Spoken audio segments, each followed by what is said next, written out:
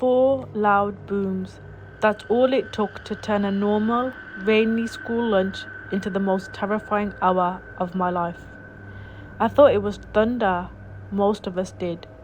But then the screaming started. And when campus security came sprinting in, faces white as chalk, ordering everyone inside, I realised this was something else entirely. Something far darker. And the worst part? The danger wasn't some stranger miles away. It was right outside our window, watching us. If a story like this ever made your blood run cold, if you've ever felt that gut drop moment when you realise the world isn't as safe as you thought, hit that subscribe button right now, because this channel is where those stories live. Like this video, drop a comment telling me the scariest thing that ever happened at your school, and let's get into this. Because this one stayed with me for a long time. It was early October, the kind of grey, heavy morning where the clouds sit low and the whole sky feels like a ceiling pressed down on you. Our middle school ran 2 lunch periods.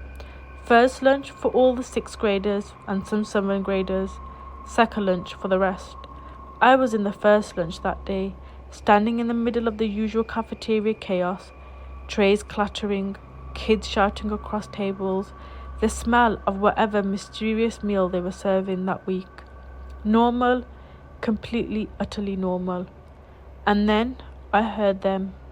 4 loud, sharp booms in rapid succession, cutting right through the noise of the cafeteria. Boom, boom, boom, boom. I froze for half a second, looked up at the overcast sky visible through the high windows and thought, thunder? Has to be thunder. Weird for October, but what else could it be?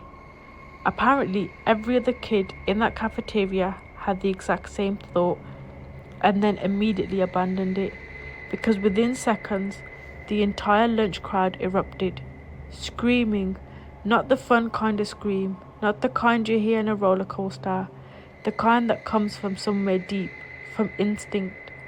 I'll be honest with you, my first reaction was annoyance. I remember thinking, these kids are seriously overreacting. It's just thunder. Calm down, sit down, eat your food. Then the campus security officers came through the door, and they were not calm. They were moving fast, voices sharp and loud, arms waving, faces carrying that tight, controlled urgency that adults get when they try not to panic in front of children, but are absolutely panicking internally. Everyone inside the multi-purpose room now, move, let's go. The kids who had been standing in line, foods already in their hands, just seconds away from finally sitting down to eat, were told to throw it all away and get moving. No explanation, no time, just move. The multi-purpose room at our school is massive. It's the kind of room that hosts assemblies and performances and every school event that needs a large crowd. That day, it filled up fast. Kids were pouring in from every direction, voices overlapping, everyone asking the same question. What is happening?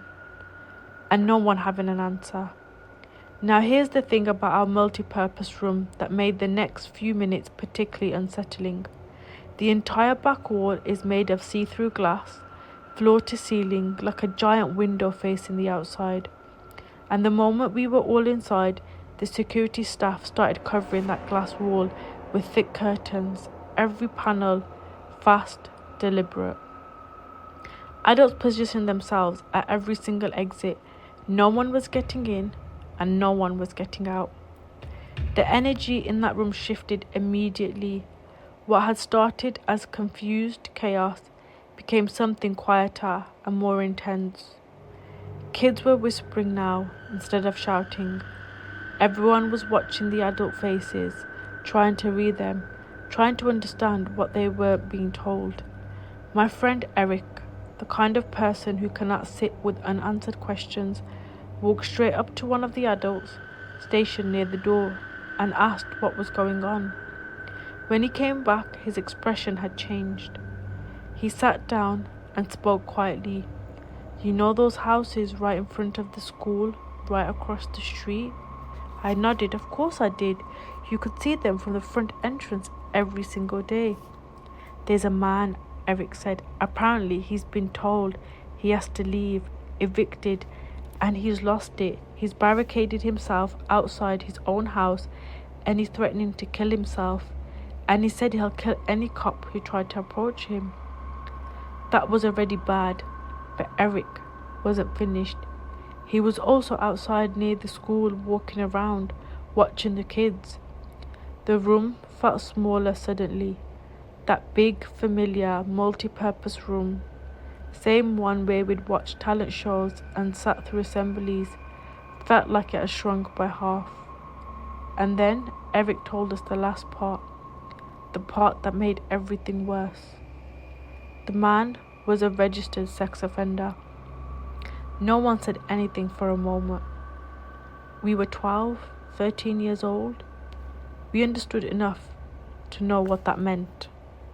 We understood enough to feel the specific, horrible weight of it.